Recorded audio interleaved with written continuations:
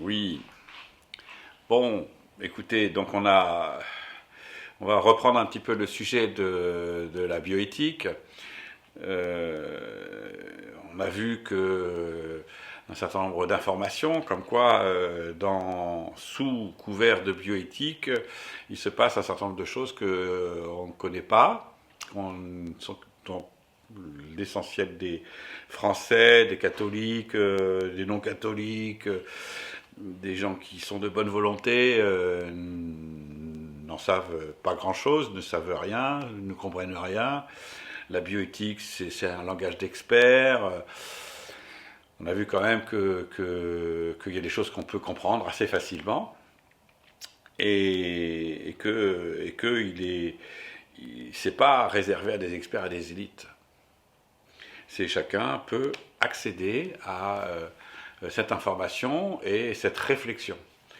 D'ailleurs, c'est vrai que jusqu'à présent, il fallait être formé aux universités de la vie. On voit bien, université, on devient une élite.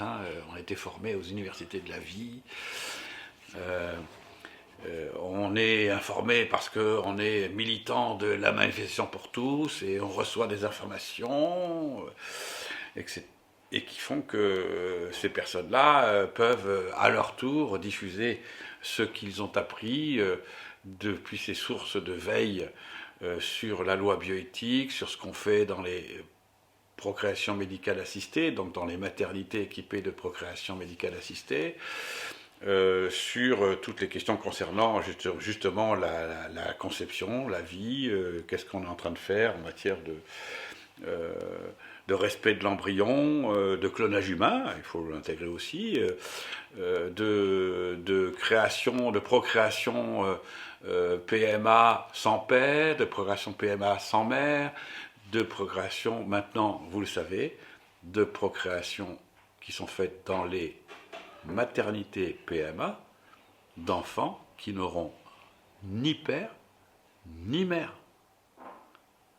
ni hérédité, ni filiation, qui seront créés à des fins utilitaristes, eugéniques. C'est quand même quelque chose d'assez grave.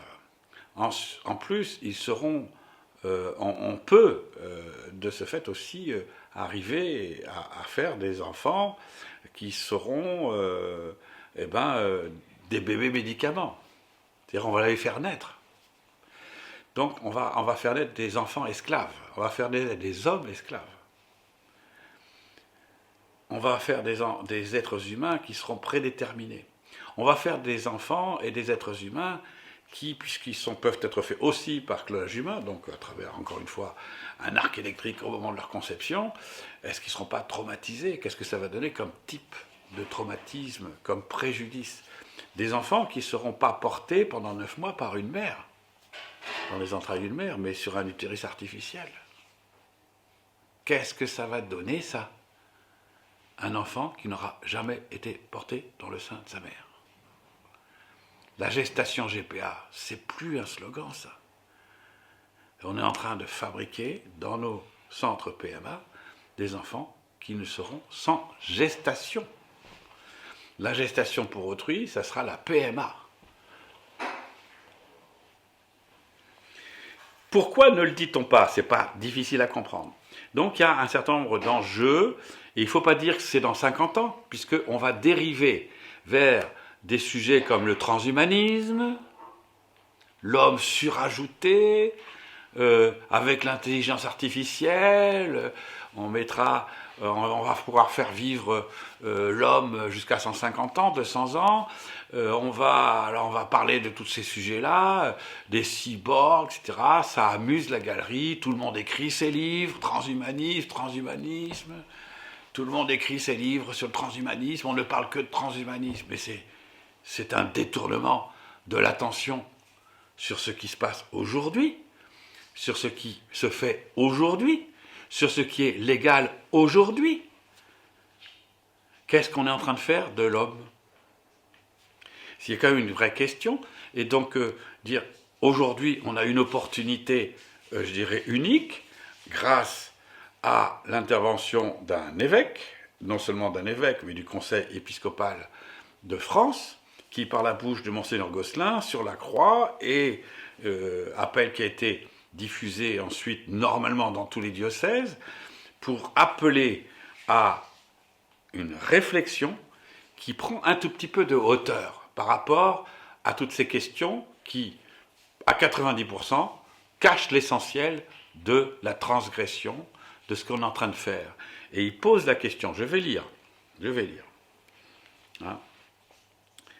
Nous avons proposé à tous les évêques d'envoyer des personnes de leur diocèse pour être formées le 20 janvier au Bernardin. Ce qui a permis de commencer une réflexion ensemble. Vous voyez, l'Église s'intéresse à ce sujet maintenant. Alimentée par une bibliste, une juriste, une psychanalyste, un moraliste, bon bref, les théologiens. Et les participants ont maintenant pour mission de solliciter des rencontres dans leur diocèse, c'est-à-dire chez vous, ou de participer à celles qui s'y tiennent. Donc si vous participez, vous lancez des conférences, vous invitez ceux qui, du diocèse, ont été envoyés pour être formés, pour vous informer de ce qu'ils ont appris eux. Et ils doivent sensibiliser les chrétiens et les autres, ce n'est pas réservé seulement aux chrétiens. Et dans les semaines qui viennent, notre cellule, c'est le Monseigneur Gosselin qui parle, va recevoir et écouter les hommes politiques, des scientifiques, des juristes. Voilà enfin l'Église qui va dire, tiens, ça m'intéresse ce genre-là, peut-être que l'Église a quelque chose à dire. Aux juristes, il a quelque chose à dire. Aux scientifiques qui cherchent des repères anthropologiques. On ne les a pas écoutés, ils ont crié des appels, on ne les a pas répondu. Enfin, l'Église trouve sa mission en disant, on a quelque chose à dire peut-être à ces gens-là. Ils ont les mains dans la bouillabaisse. Alors,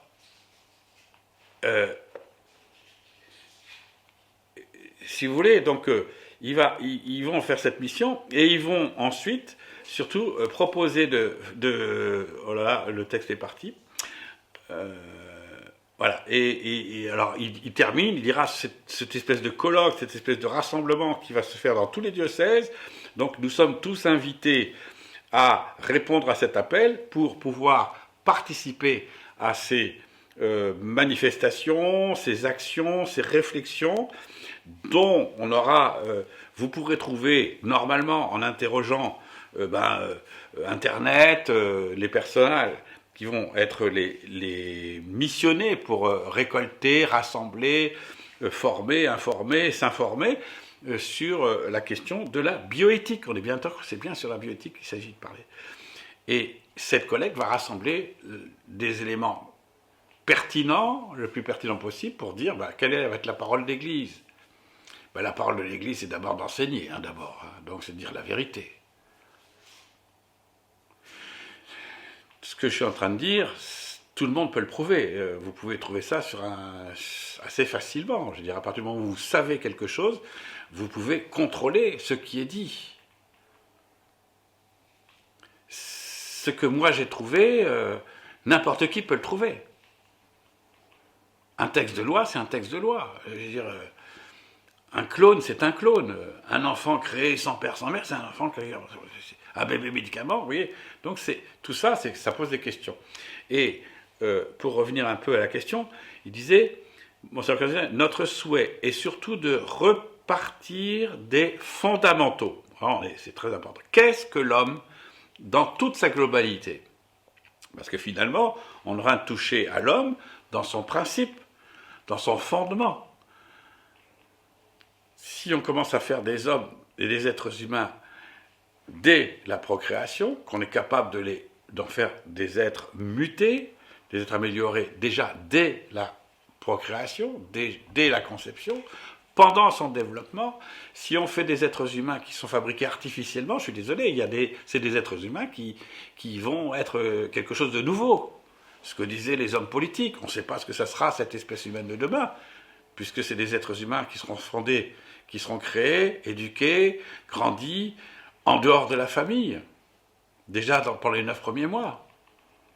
Et après, ils seront confiés à qui? Ces enfants qui seront créés artificiellement, qui sont gestationnés en PMA. personne? C'est une vraie question.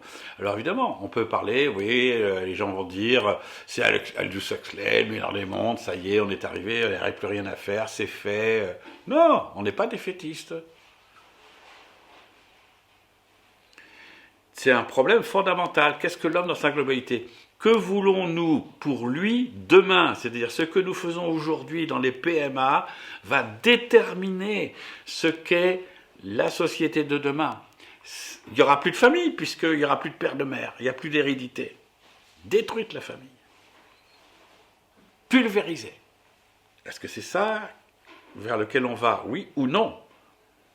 C'est un risque. Dans quelle mesure ce risque a une réalité? Est-ce que la famille sera effectivement pulvérisée ou pas? Si la famille ne se défend pas, effectivement. Si on ne défend pas les valeurs de la famille, effectivement.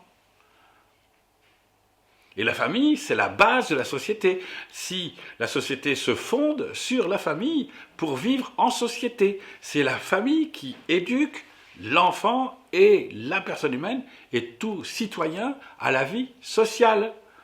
C'est la première formation à la société. Si on supprime la famille, il n'y a plus de société. Ça sera quoi? Ça sera une dictature nazie, stalinienne, tout ça à la fois, pour fabriquer une société. Ah, vous êtes aux ordres. Les familles qui auront, les mères qui accepteront encore d'avoir une grossesse, on dira, mais vous ne ferez pas un enfant parfait, désolé, si votre enfant est malade, plus de sécurité sociale, vous vous démerdez. Hein. Les familles seront détruites. Elles seront considérées comme des engences de la période obscurantiste religieuse passée. On rentre dans un autre paradigme de société. Donc, c'est des questions importantes que Monseigneur Gosselin est en train de... Nous ne voulons pas traiter les sujets les uns après les autres, procréation, intelligence artificielle, vous voyez, quand même, procréation, c'est important. Mais ensemble, car elles touchent tous à la question de l'homme. Notre réflexion doit être à la fois philosophique, et bien faisons de la métaphysique. Qu'est-ce que c'est que l'être humain? Quand est-ce que l'être humain, eh bien, il a une âme, il a un corps, c'est un corps, un âme et un esprit, ça c'est ce qu'on l'avait dit déjà précédemment. Donc, qu'est-ce que c'est qu'une âme? Les gens ne savent plus qu'il y a une âme. C'est quoi une âme? Et en quoi cette âme, elle a quelque chose à la fois d'extraordinaire, de merveilleux, et d'engageant, qui appelle à la responsabilité, pas seulement au respect, mais aussi à dire, je veux utiliser mon intelligence. Ma volonté, c'est pour faire le bien. Et c'est pour me bouger. Ça réclame quand même un tout petit peu de peine pour que je devienne un homme quand même, intelligent, un homme un homme de bien, qui fait le bien. C'est important. Voilà. Donc, une réflexion philosophique et éthique. Éthique, c'est la recherche du bien. Alors, l'Église a une théologie morale, mais elle a aussi une théologie mystique, et elle a aussi, il ne faut pas laisser l'un sans l'autre, hein, sinon c'est quand même la lumière qui éclaire et qui fait que ce qu'on fait prend sens. Donc voilà, toutes ces questions, ce que dit Monseigneur Gosselin encore, je me réjouis de voir de plus en plus de nos contemporains qui se demandent quelle planète nous souhaitons laisser à nos enfants. La question est bien posée, hein. Mais nous devons aussi nous interroger sur les enfants que nous voulons laisser à la planète. Ça se décide maintenant. Ça ne sera pas dans 50 ans. Donc c'est maintenant, donc c'est une réflexion qui nous est offerte là maintenant, en ce moment, en janvier 2018, et qui va s'étendre juste pendant 3 trimestres. Le vote de la loi Macron PMA pour les sans-pères, là, pour les femmes seules ou les femmes socialement stériles, elle passera. C'est pas ça le problème. Le problème, c'est l'arbre qui cache la forêt. Il faut maintenant pénétrer dans la forêt. Les marécages qui sont dans cette forêt. Il faut assainir. Je continue cette opération, c'est-à-dire qu'en fait,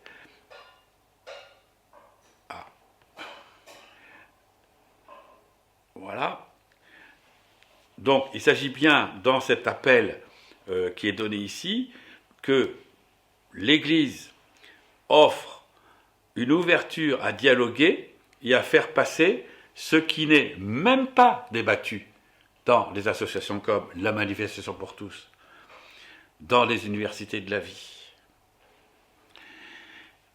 dans toutes les parutions et communiqués qui sont là, dans les brochures éditées, même par des grandes communautés comme la communauté Emmanuel, qui font des colloques bioéthiques tous les ans, et même dans les colloques bioéthiques de France et de Navarre, ou les débats au Bernardin.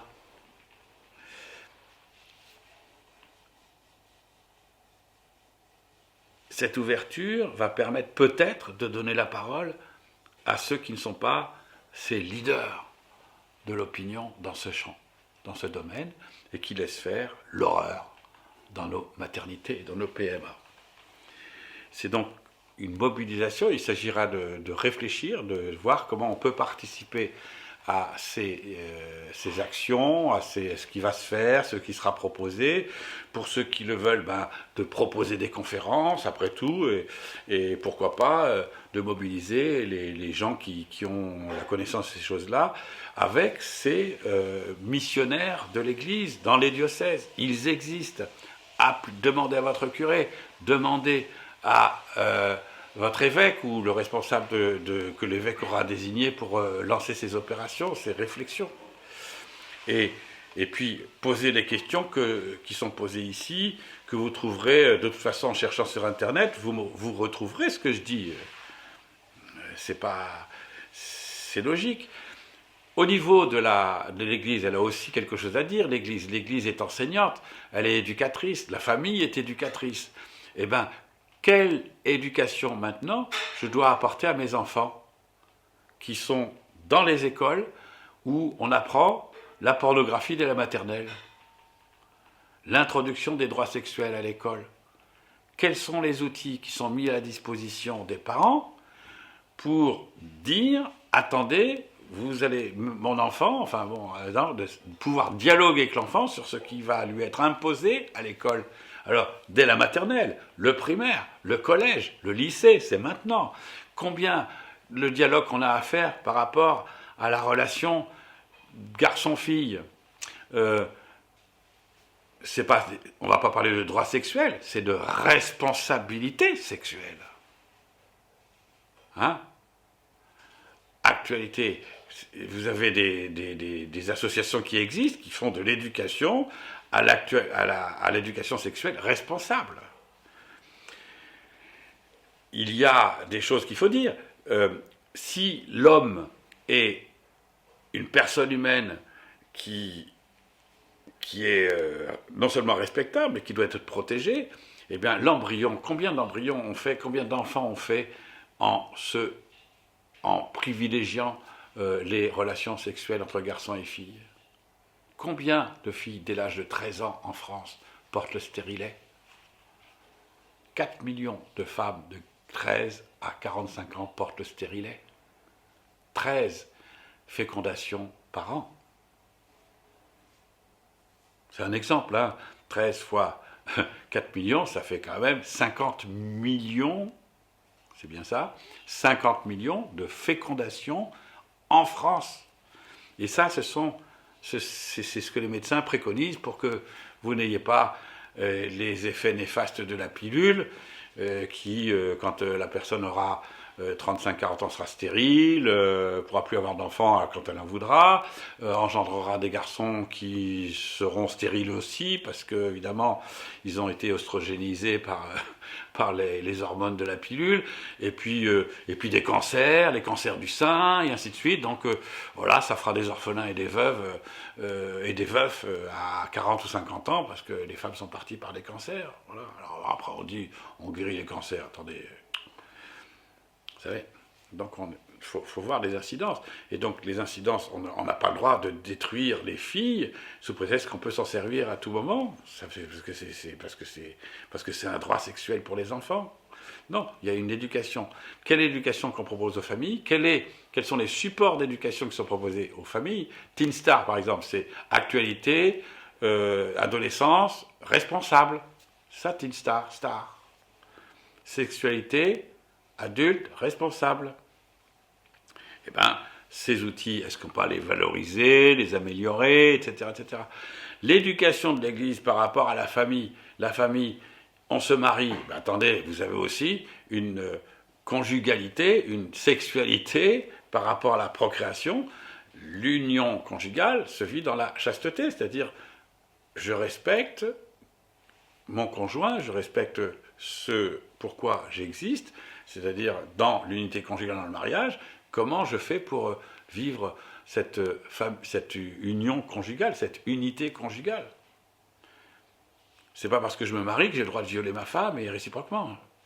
C'est ridicule. Donc il y a une éducation. Est-ce que, voilà, même dans l'église, on pourrait dire la confession, là, on confesse à qui? Quel est le prêtre qui va confesser les gens sur les questions de contraception? Des relations sexuelles avec ta femme, ça se passe comment? Alors on va dire au curé, putain, il est celui-là, il est quand même, ça me regarde moi, il n'a pas légal que c'est bien.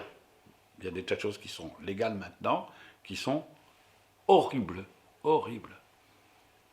qui donnent la répulsion et la nausée, et c'est pour ça que si on les met en exergue, le gouvernement n'aime pas qu'on mette l'information à la disposition des citoyens français. C'est pour ça qu'il y a eu une omerta absolue, totale, depuis 15 ou 20 ans sur la bioéthique. Il est temps que maintenant, on s'informe, au-delà de ce que l'information qui est donnée à tous, eh bien, puisse effectivement apporter cette information à tous. Pour l'instant, elle ne le fait pas. Et tous les leaders de l'information et de la formation dans ce domaine-là ne le font pas non plus. Et l'Église a une responsabilité, parce qu'elle est porteuse de vérité, elle est porteuse aussi de dire la vérité, ce qui est, et non pas de le cacher.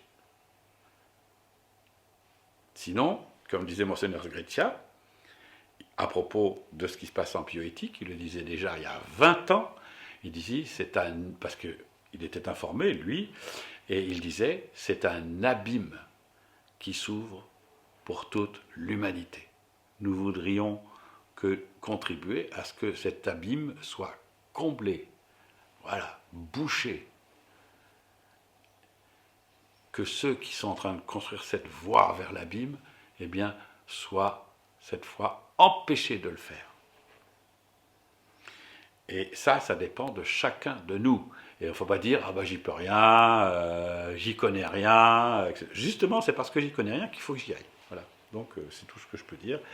Moi, je connaissais rien, ben, petit à petit, voilà, on arrive à savoir des choses. Et puis on est nombreux quand même, hein, on est quand même 70 millions, donc on peut quand même aller chercher les amis, ceux qui savent, vous les trouverez, hein. Qui cherche, trouve, voilà. Voilà, merci encore de m'avoir écouté. Répondez à cet appel de l'Église, puisque au moins c'est une opération. Il y a l'appel des États généraux de la bioéthique. Ça ne va pas durer longtemps, un mois, donc après c'est fini. De toute façon, les lois, elles passent, hein, on n'empêche pas. Par contre, il y a à se situer quand même. Il y a à réfléchir, il faut approfondir. Et je crois que l'appel de l'Église, du Conseil épiscopal de France, eh ben, est une opportunité comme on n'en a pas eu. C'est la première fois qu'on nous dit, que l'Église nous dit, vous pouvez participer. On nous invite. On dit, moi je réponds présent, j'arrive. Que tout le monde dise, je réponds présent, c'est important. Et donc il faut participer, il faut prendre ça comme une priorité. Vous n'aurez pas cette occasion plusieurs fois, je pense.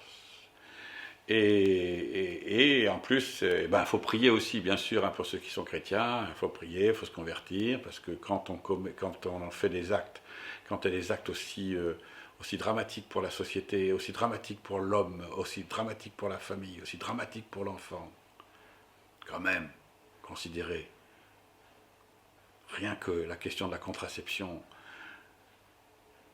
eh bien, on élimine 25 millions d'enfants français tous les ans par la contraception qui élimine des enfants qui ont été réellement conçus. Pour nous, catholiques, même, je dirais, formés à la philosophie réaliste de nos pères grecs il y a 400 ans, donc il y a 24 siècles auparavant, eh bien, si on est des gens intelligents, raisonnables, on sait qu'il y a une âme. On sait qu'il y a une âme même spirituelle. Et on sait que cette âme est immortelle. Donc, si vous voulez, ces enfants-là, ce sont des personnes humaines, vous n'y échappez pas. Ce n'est pas une question religieuse, c'est une question de vérité, c'est une question de réalité. Eh bien, 25 millions sont éliminés dans les entrailles de leur mère, et maintenant dans les éprouvettes. Et donc, ça se rajoute, ça. 25 millions. Ça fait du grabuge quand même. Et ils existent. Et donc ça a des conséquences. Vous savez, le mal engendre des conséquences. C'est obligé, ça. Le mal a toujours entraîné des conséquences. Et c'est comme disait une députée, une candidate députée dans ma circonscription, elle disait, dans cette matière-là, on est en France face à un génocide massif. Elle avait raison. Donc rien que là-dessus, prenons conscience que c'est quand même une chose qui compte et que c'est un point important. Maintenant, après, sur la question de... ça, c'est la contraception. Sur la question de la procréation, il y a une responsabilité. Qui a cette responsabilité, sinon les parents qui ont une famille, qui fondent une famille, ou ceux qui ne sont pas mariés, mais finalement ont une responsabilité dans la procréation parce qu'ils veulent des enfants. Oui, d'accord, mais quel enfant ? Le comment détermine aussi ce que sera l'enfant. À la fois dans sa conception, dans sa gestation et dans son éducation. Donc tout ça, c'est des questions très importantes. J'espère que mon entretien permettra à certains de s'intéresser à cette question et de trouver des amis, d'être plusieurs pour se rassembler, pour réfléchir, peut-être en petits groupes, pour prier, pour se former, pour réparer, après tout. Hein. On peut faire toutes choses. Hein. Là aussi, sur la réparation spirituelle, pour réparer, il faut le pardon. Tout ça, ça existe. Bon, tout existe. Là où le péché abonde, dit la foi catholique, la grâce surabonde. On fait des choses qui sont naturellement déplorables, il y a la miséricorde. C'est le pape François qui nous a été donné. Il a appuyé tout son pontificat sur la miséricorde de Dieu. On est dans un tel grabuge de mal qu'il n'y a plus que ça. C'est la miséricorde. Eh bien, soyons miséricordieux et plongeons dans la miséricorde nous-mêmes, parce que nous avons laissé faire. Eh bien, nous ne voulons plus laisser faire. Nous voulons être des disciples de Jésus, des disciples de l'amour vrai. Nous voulons être les disciples de la vie, et de la vie qui est celle à laquelle on est appelé. Une belle vie